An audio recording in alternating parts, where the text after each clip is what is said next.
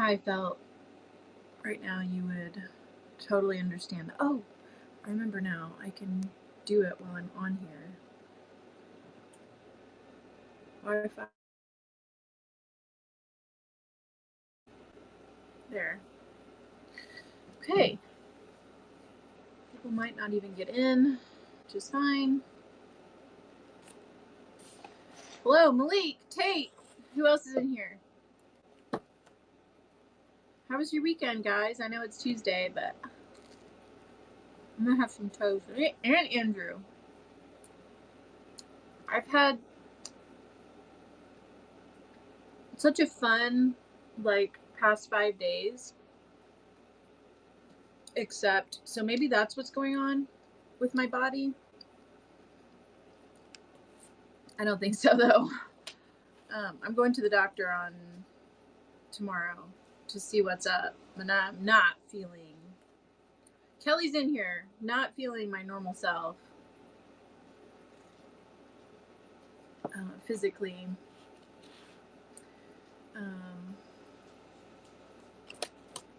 What was I gonna say? And also, I look pretty bad, but I'm here. I'm here despite everything. We're gonna talk about Shakespeare. You want to hear about my past 5 days where I'm club, another club, no sleep, another club, another club.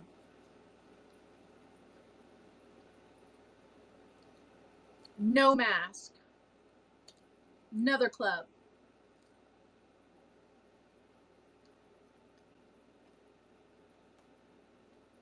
Vaccinated. Oh my god! Are there 2 or 3 seasons?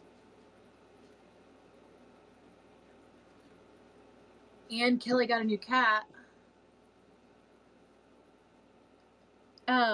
Let's see, what happened? So Thursday, brunch, and then party at my house. And then Friday, my theater workshop, and then party at Face. Saturday, Saturday, also the kids got their second dose on Thursday, and Gabe woke up fine on Saturday, and then freaked me out Saturday night. We went for a run, and the humidity was so high, so bad, and we were just dripping sweat, and we ended up cutting it short for a mile, cutting a mile off our run, going back, cooling off, and then Gabe starts dripping sweat in the afternoon, feeling horrible. So he had a fever, so I felt like a horrible person or a horrible mother, but then he was fine. And then Saturday night, I went to a drag show, which was the trashiest, skankiest drag show ever in the history of ever. And even the queen that was emceeing it all, she was like, this is a trailer park. We're having a drag show at a trailer park. The bar that they had it at was in a town of 200 people, and there was 300 people in the bar. Anyway, it's hilarious. It's fun. And then Sunday, I went to a new coffee shop. You guys care? I'm just gonna eat my toast and tell you all my activities, and then we'll talk about Shakespeare, as promised. So Sunday, I went to a new coffee shop that's Harry Potter themed, and there's glitter they put glitter in all the drinks and stuff, which is really cute. And then I went and saw a movie with all the kids. And I saw A Quiet Place 2, which was scary. And then I thought, It's scary, but I almost like it better than the first. And I think if you haven't seen the first one, you could see the second one, no problem. But the kids were arguing with me about that.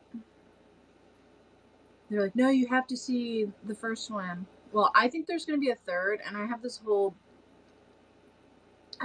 theory about all of it. Of course I do, right? So then we had Chinese food, which I also hadn't had in forever. So the last movie I saw in the theater was 1917 in 2019.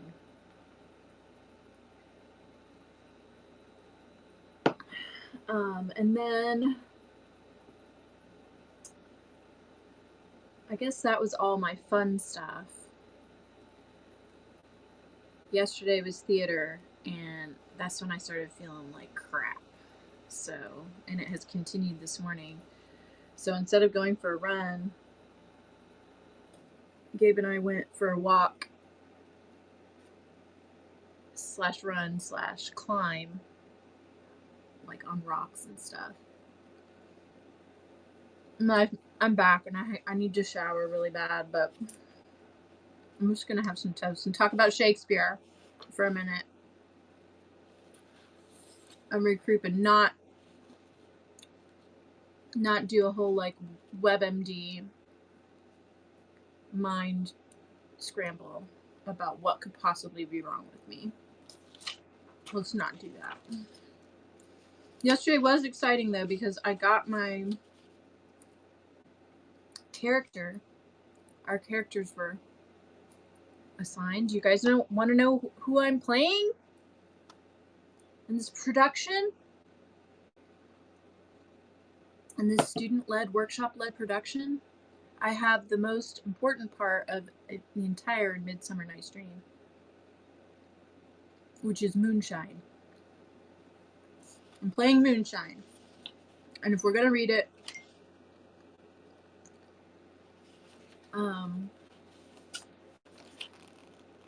you will understand just how absolutely critical moonshine is to the entire play. Not really. That was a joke. But then at the end, because it's a showcase, we're doing Tempest, which most of it is a dance. It's the scene where there's a boatswain and a master, and they're like, we don't want to die, and it's a storm, and they're at sea on a ship. So it's mostly a dance, and then we're doing Midsummer, but we're doing the section where it's a play within a play section. And then there's going to be a couple of soliloquies, monologues, or at least one. And we're doing Midsummer, and then we're doing a Fosse number, like Rich Man's Frug or something like that. And then a monologue. I think that it's the all the world's a stage monologue. And then Romeo and Juliet fight scene, which, yesterday was so fun because we learned how to do sword fighting. So that was really fun, like fake sword fighting to make it theatrical. So, and then, so there's a whole scene with that, and then there's a few monologues, and mine is the very last. Mine is the very last monologue, and I'm doing Volumnia's Act 5 scene. This says scene 1, but I think this is a mistake. I think it's scene 3. It's been like a million years since I read Coriolanus, but I'm pretty sure it's Act 5 scene 3. Mistake in this. Volumnia's speech when she's like, trying to convince Coriolanus not to freaking raise Rome to the ground. Yeah. So also we have to do our costumes. I have to come up with costumes. So, and it's weird because of all of the characters, I feel like mine is the most, like, because we've all like doubled up all the summer playhouse, the actors have double characters, right? Or sometimes three. But of everyone, like most everybody's playing men. But mine is like, it's so like, I go from not an important character whatsoever to like the crux of the entire, like the critical point of the entire play of Coriolanus, the end, which I don't know if the audience will get it, but all right, we're going to talk about this method of reading Shakespeare that I was taught at the workshop that I'm really excited about, and I want to read the book that the guy wrote. This is just I need to remember to put that back in here because I need my notes for my costume.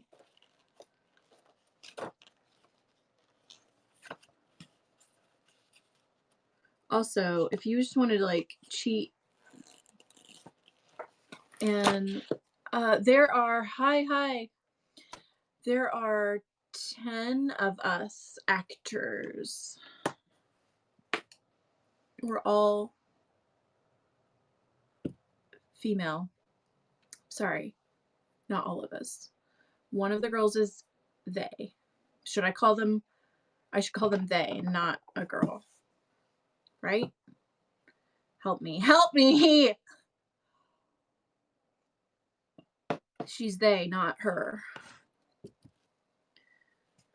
So 9 women and them.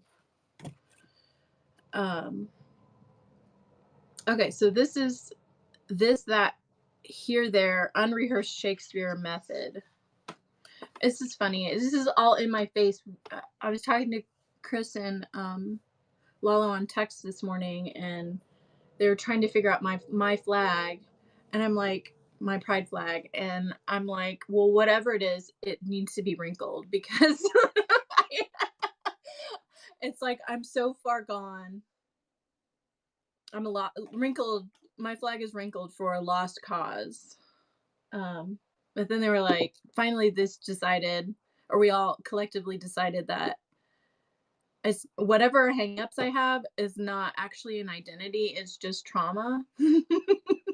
And Lalo said that I'm just privileged and I should just accept that I'm privileged and move on. In his words, swipe right and get over it. What was I saying? Anyway, I'm privileged and but I also need help to be more sensitive than I am. I'm also old, and the nuance sometimes is lost on me, more than sometimes. All right, this method of reading Shakespeare was originally discovered, I'm going to say discovered by Bill Kincaid, who actually taught at SIU, Southern Illinois University, and he wrote a book called Performing Shakespeare Unrehearsed, a practical guide to acting and producing spontaneous Shakespeare. And people actually do this, and we did this a little bit in the workshop, where you're handed out scrolls, and apparently back in the day, the Elizabethan players would be handed scrolls like the same day and expected to perform that night or later that day or whatever, with like very little rehearsal. And if you read Shakespeare, there's very little like stage directions. They're very few and far between, which is, it's like one of those, the bad news is there's no stage directions at all, hardly at all. The good news is there's hardly any stage directions. So we can do things like, um, my sister Susan was Lady Macbeth in another McLeod production, summer playhouse production, and they had this whole military, like modern, like military theme, and she was as Lady Macbeth. They just through like the costumes and the blocking on stage and the props, you got the whole vibe. They didn't change the script whatsoever. It was Shakespeare. It was the same script, but you got the whole vibe that um, they were maybe in some like either dystopian future or like some third, I hate to say third world, but like third world country where this is like a military dictatorship. Like Lady Macbeth was like a dictator. Um, and if you think about it, like if you know the play at all, like a lot of people die. It's a bloodbath. Anyway, that was really good. But they all had like military style uniforms and like either that or maybe it was more like Nazi Germany. It had like a whole Nazi Germany like flair vibe from it. Now when I look back at the colors of the uniforms. So the sky is really the limit. So if you get a scroll, you don't know who you're playing. There's no auditions. They didn't do any of that. They didn't audition for parts. You had the organizer who was like, yeah, you're gonna be this, you're gonna be this, you're gonna be this, you're gonna be this. Like if they're in a acting group, right? So you get your little scroll that has your words on it, and obviously if you're running the play for a certain amount of time, towards the end you're going to know your lines, but they're expected. They played 6 days a week. At one point they were playing 7, but like the Actors Guild or whatever, it was like one of the first unions, I think, and they decided no, it wasn't that. It was they passed some law like where you couldn't have performances on Sunday or something, some religious law, so they had a day off, but it was every day, every single day they were um, acting, putting on these plays. Why? They had to make money, right? Um, and Shakespeare is really prolific, but I don't think that the Elizabethan, the Globe actors were exclusively Shakespeare. I could be wrong. There are other people writing plays. Shakespeare is just the one that we like latched onto. So you get to play in the morning, and you get assigned your characters, and how are you going to read this, right? Because I don't know if you've read Shakespeare. It's really wordy and really some of the stuff's really long. How do you know how to travel from one end of the stage to the other? How do you know who you're talking to? Well, there's this uh, rules of unrehearsed method that this guy Bill Kincaid came up with, and he was like, this is probably how they did it. And it's focusing on key words, watchwords like this, that, here, there, these, those. So this identifies something close to you. This cup of coffee, that air conditioner that's making noise, here indicating something close to me, there indicating something farther away or a person, those, meaning multiple things or people. And there's other keywords. You. Does this make sense so far? Am I going too fast? I'm going to read examples so you get it. This is a really good one. Once I yeah, let's pause here. Okay, no, let's you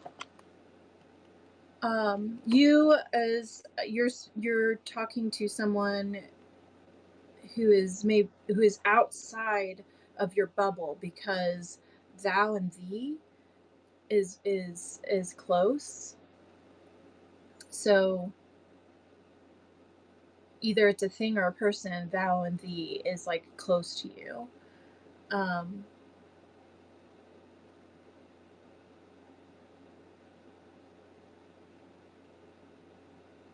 And thine, same with thy and thine.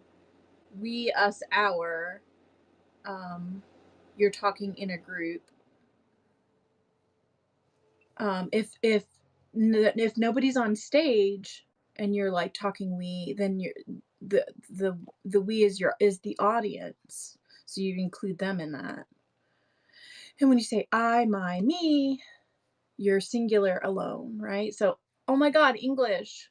We're using English to okay, and then quickly, that is something obviously farther away.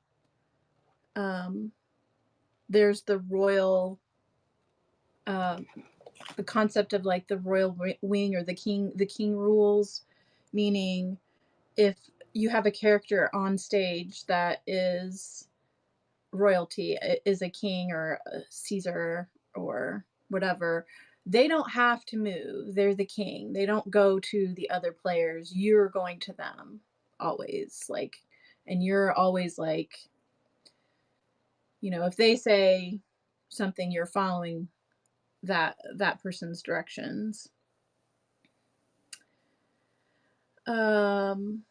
And then sometimes there was a note that's saying sometimes thee and thou conflicts with I and my, and you have to use the context of the scene.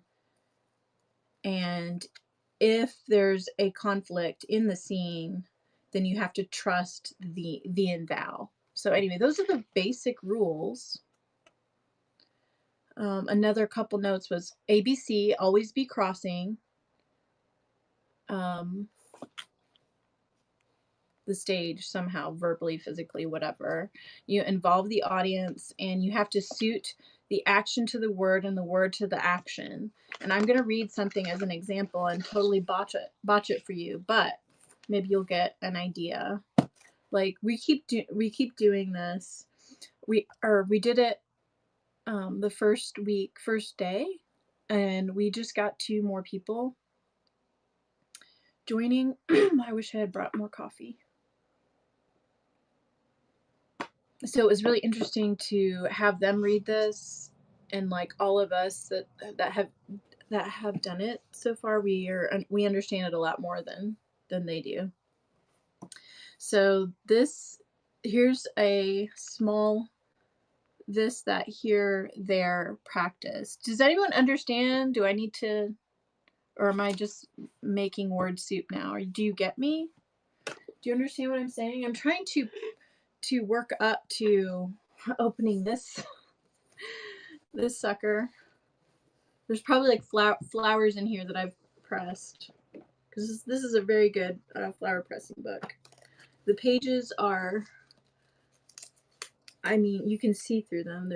They're so thin, and I have this giant complete Shakespeare works. Oh, and probably old papers I wrote in here. Yes.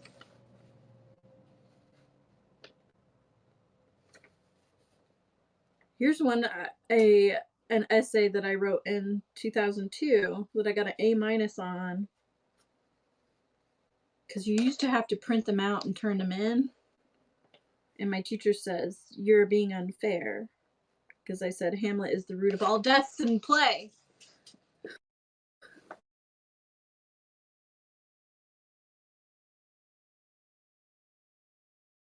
Are you still here? That was a phone call. Hopefully you're still here, and I will read this part. Did I lose everybody? This, that, here, there, practice. This is the Two Gentlemen of Verona, Act 2, Scene 3. And our character is Launce.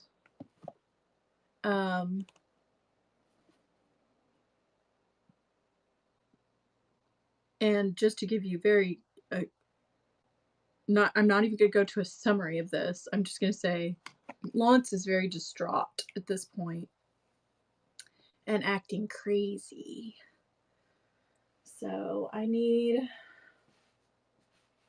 this would be much better if I was standing up, but not about to. Get my shoes here. My little house slippers. My nasty ones I've had for years and years. Okay, nay, I'll show you the manner of it. This shoe, my father. No, this left shoe, my father. No, this left shoe, my mother. Nay, that cannot be so neither. Yes, it is so, it is so. It hath worser soul. This soul with the hole in it is my mother. And this my father. You see, like, I have my shoes. And if I had never read this before, just read it before going on stage, I would know to pick my shoe up off of my foot. Well, also we're already in Act 2, so by this time you probably know a little bit more of what the hell's going on too. But yeah, they didn't really rehearse, like, to have a whole, like, run through before. They didn't have time for this shit. They're professionals. Where was I? This shoe with the hole in it is my mother, and this my father. A vengeance on it. There, 'tis now. Sit. This staff, my sister. Where am I? For look, you, she is white as a lily and small as a wand. This hat, my Nan, our maid. I'm the dog. No, the dog is himself, and I am the dog. Oh, the dog is me, and I'm myself. So now I come to my father. Where's my father? Your blessing. Now should not the soul speak a word for weeping. Now I should kiss my father, for he weeps on. Now I come to my mother. Oh, that she could speak now like a woodwoman. Well, I kiss her. Well, why? There 'tis my mother's breath. It's a shoe. Up and down. Now I come to my sister. Mark the moan she makes. There's a moan. Oh my God. Now the dog. All this while sheds not a tear nor speaks a word, but I see how I lay the dust with my tears. Do you get it? That was truly awful. It's not my part. I'm beyond caring about Launce. I have Volumnia to think about at this point, right? Does that make sense? Anyway, when we read this and went over this in class, I had this whole, like, thank you. If we had done this in, like, I just remember being in high school and everyone hating Shakespeare. I mean, not me.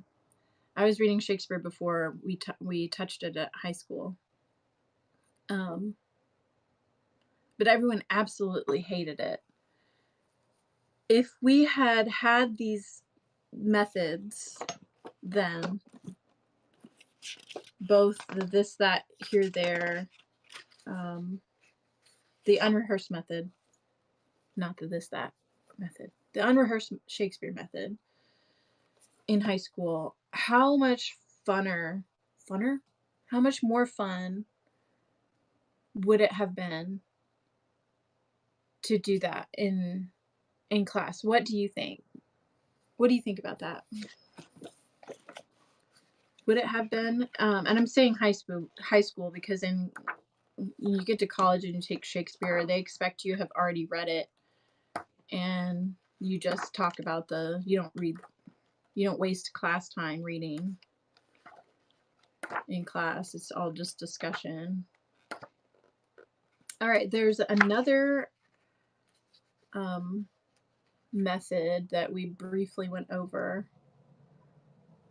to get into character, and I'm struggling with it, to be honest.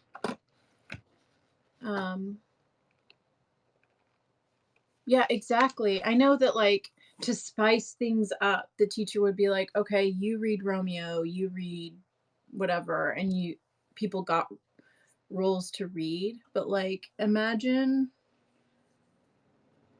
looking at it as a play instead of looking at it as literature. That's more my point. Like, for me, I feel like the teachers just glossed over the fact that it's meant to be performed.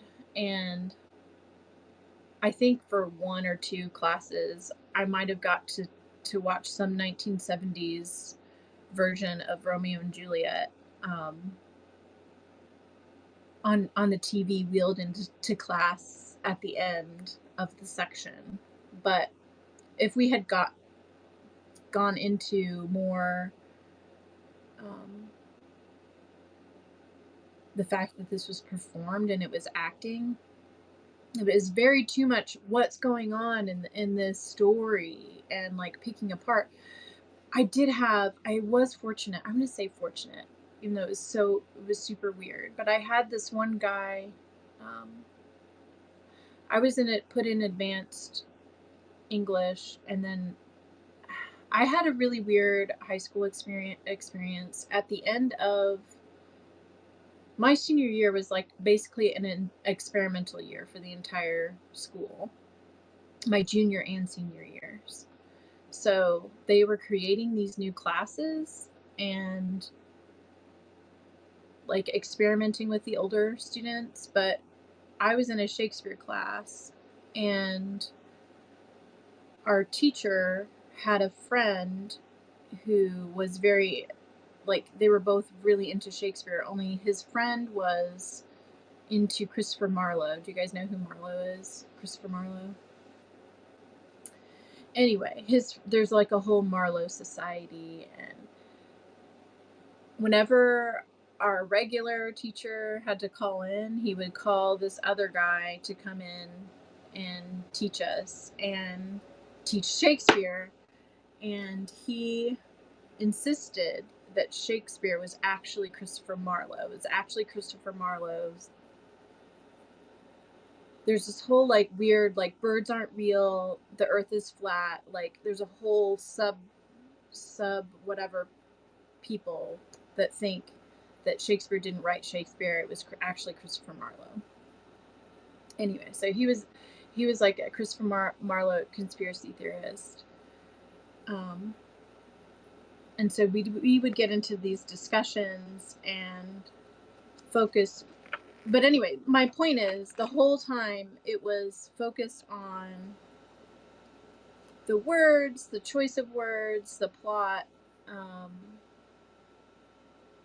what's going on, like character development, all of that stuff, and not at all touched on how is this performed, how is this being consumed by the audience. And it just gives you a completely different perspective that I am very much appreciating right now, especially as I've gotten older. I guess you got to start with what's going on in the play.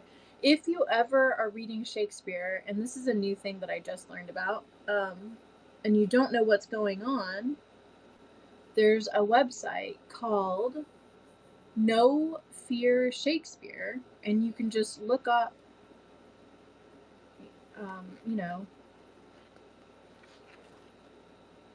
what the part, for example, in Romeo and Juliet, where they're saying, "Do you bite your thumb at us, sir?"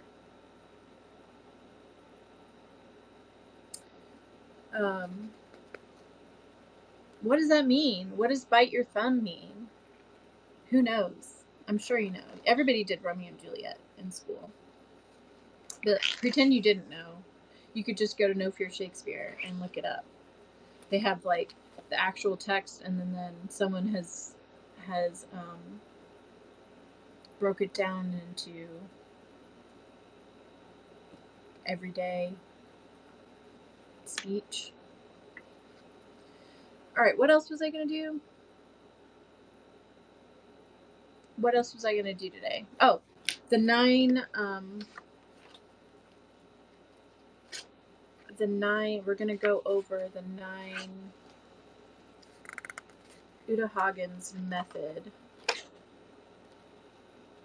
Uta Hagen's 9 questions. And I was saying this, I'm struggling with this.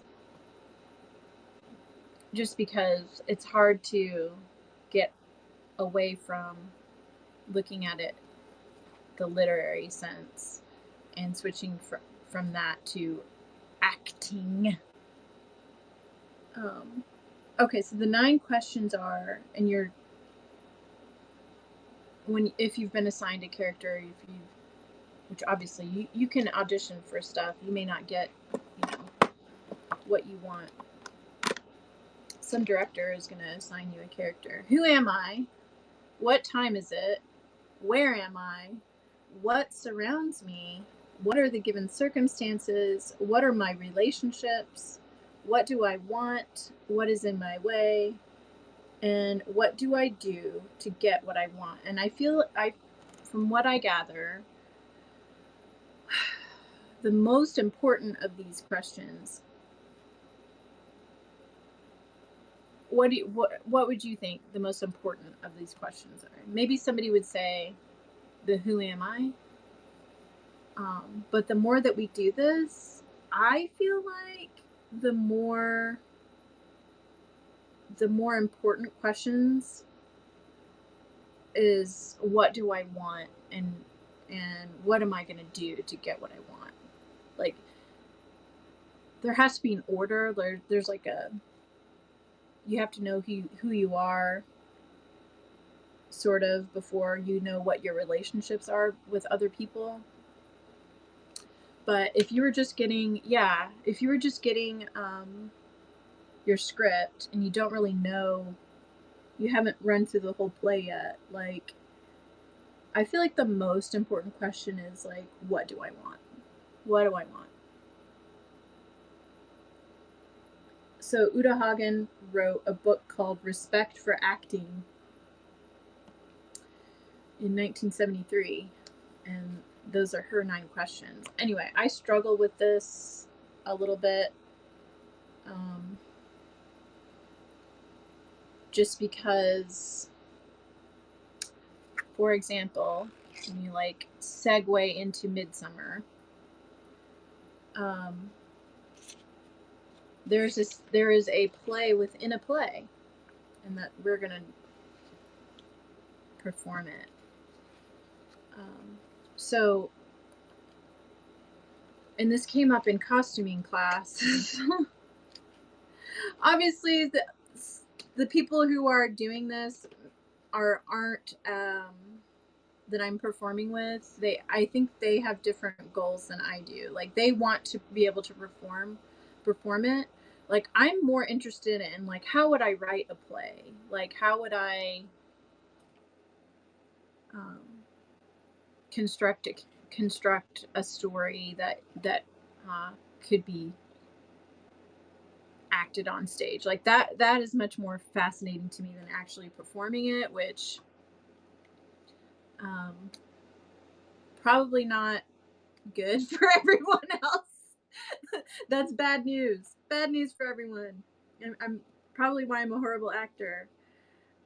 But in the play within the play, you have a troupe of, so in Midsummer, you have a troupe of actors that come, like a traveling acting group, and they're like, hey, we're actors. Do you want us to put on a play for you? And the people, these like royalty people or whatever you want to call them that, are like, sure, yeah, we'll pay you to put on a play. Let's have a dinner and see what you got, right? So we have in the,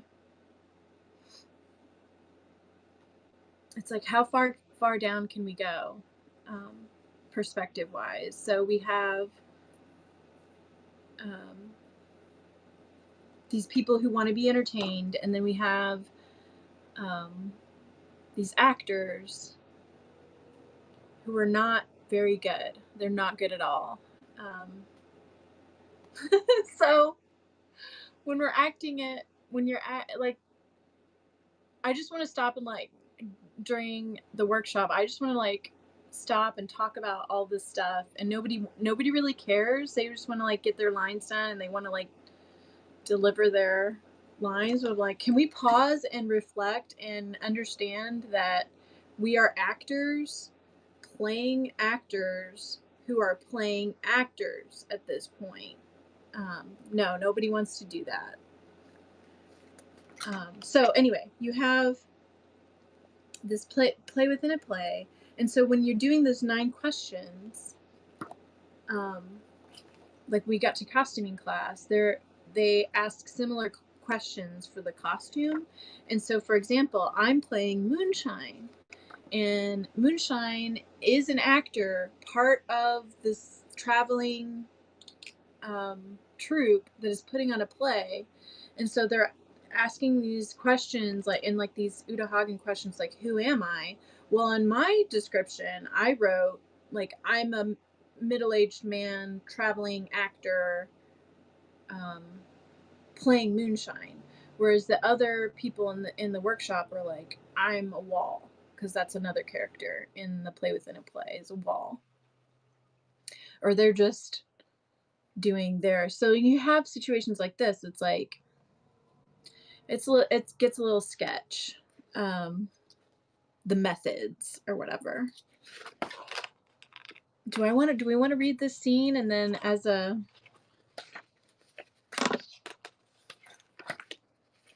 have I lost everyone?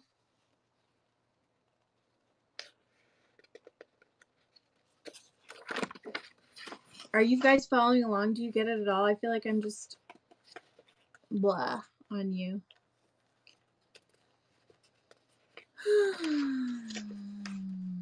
Who has seen Shakespeare performed? Has anyone seen Shakespeare performed? Who's watching?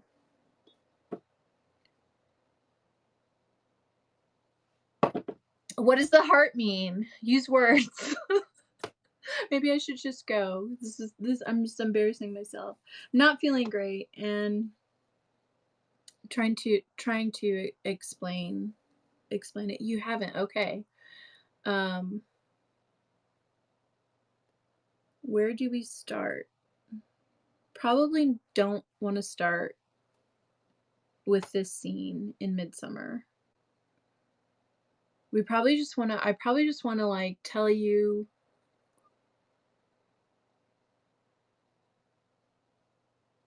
I'm thinking like, have you ever had a teacher in like math class who's like, here's the problem sets, and here are all the answers, and do the problems, and if you get the same answer, like check to make sure that you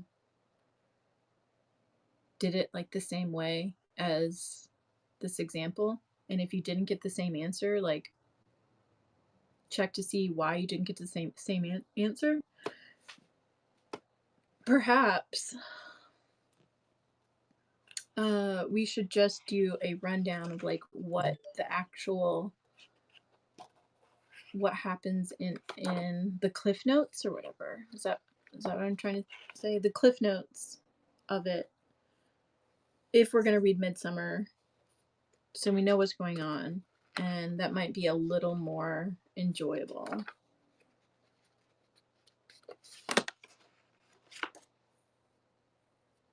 There's so much going on in Midsummer. So much.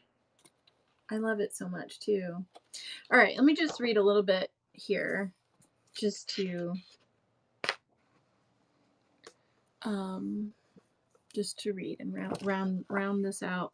So in this play within a play,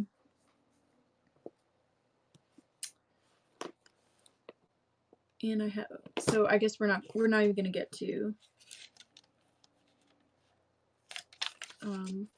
my giant complete works today. That was ambitious. That was too ambitious of me. In this play within a play, we have a handful of actors, and maybe, perhaps, this is just conjecture on my part, but perhaps the reason why they are a traveling troupe is because they're not like the best. They're not the best actors. And in fact, maybe they aren't even actors. Maybe they're just like collectively a group of poor people with limited skill sets and they want to make money and survive somehow. That's my impression. Whenever I read this is what I have in my head. I don't want to poison it for you. Maybe you have a different idea. But when you read this first part by Quince, now Quince is a character, and Quince is actually Bottom. What is his name? No. Quince is his character, his actor, his stage name. And it was super common to have like a prologue and you have an epilogue at the end. So like, even if like maybe you had to get up and go to the bathroom during the performance or something and you missed something, you'd have like an epilogue at the end, kind of like sort of summarizing it, especially in the comedies. Or maybe it's loud. Maybe you didn't see all of it. It's talking about Shakespeare. What period was really ambitious? How do you talk about Shakespeare without just like blah, throwing up? And there's so much. Shakespeare's an ocean, obviously, clearly. Shakespeare's an ocean. Oh well, I called it. I totally called it. This looks like plantain. Do I have any recollection of putting this in there? No. But this is definitely plantain, which is a very helpful herb and grows everywhere. All right. Oh, I wish you were. I'm terrible at this. I'm terrible at this. Or maybe it's the format. But I wish you were reading this too. Okay, Quince is kind of like the director, the front man of this group, and he's trying to tell you what's happening. He's trying to set the scene for the audience that's in the play. The punctuation is so cool because it's clearly he's stammering, or the punctuation is trying to indicate like false starts, stammering, stuttering of some kind. If we offend, it is with our good will. That you should think we come not to offend, but with good will, to show our simple skill. That is the true beginning of our end. Consider then we come but in despite. We do not come as minding to contest you. Our true intent is all for your delight. We are not here that you should here repent you. The actors are at hand, and by their show you shall know all that you are like to know. I mean, that sounds terrible. Like, what does that even mean? He's like, and then Theseus, one of the audience members, is like, this fellow doth not stand upon his points. Lysander says, he hath rid his prologue like a rough colt. He knows not the stop. A good moral, my lord. It is not enough to speak, but to speak true. And Hippolytus says, indeed, he hath played it on his prologue like a child in a recorder, a sound, but not in government. Theseus, his speech was like a tangled chain, nothing impaired, but all disordered. Who is next? So, enter, enter. I've got less than 10 minutes before I'm going to go.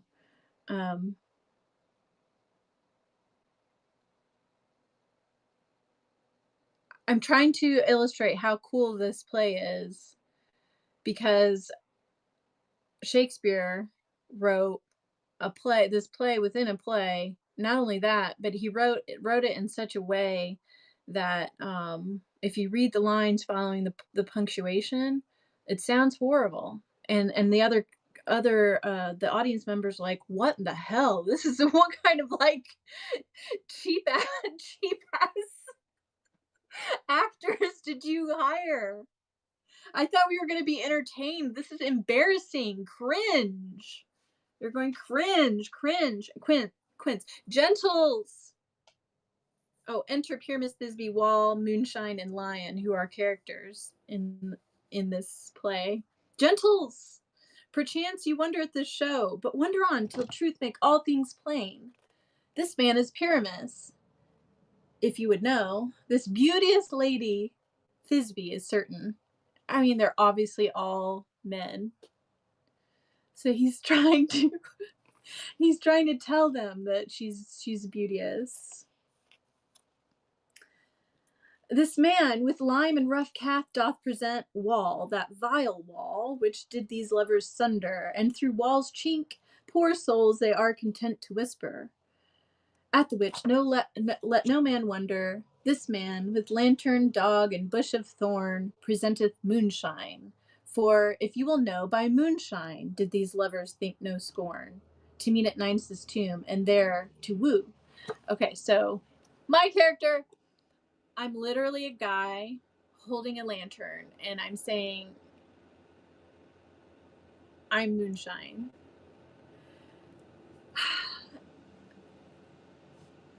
The genius of this is I'm totally geeking out right now. The genius of it is it gives this impression, or gives me, I could write a whole paper on this.